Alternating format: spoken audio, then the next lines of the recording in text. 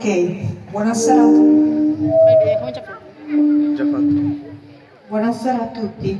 Allora, per quelli che sono qua in piazza, ripeto quello che ho detto dall'altra parte dove ci sono i carri allegorici.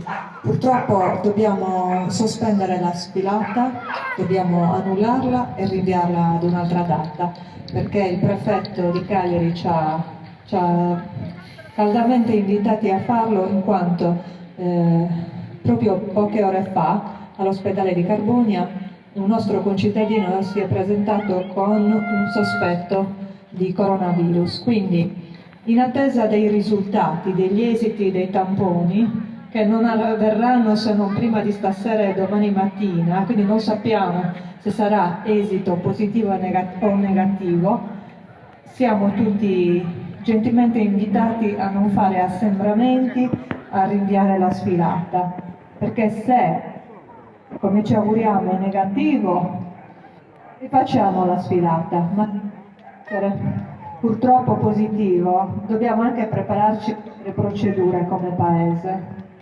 E ci saranno ordinanze da fare e altre questioni da risolvere, perché la salute viene prima di tutto.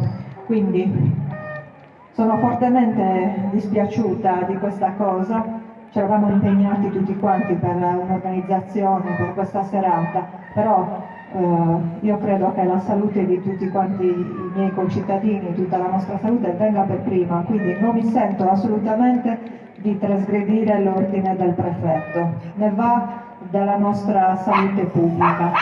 Quindi siamo fiduciosi, speriamo che dia esito negativo soprattutto per la salute del nostro concittadino, gli auguriamo di ritornare presto qua, ma ripeto, è in via prudenziale e precauzionale, dobbiamo assolutamente agire così. Grazie a tutti.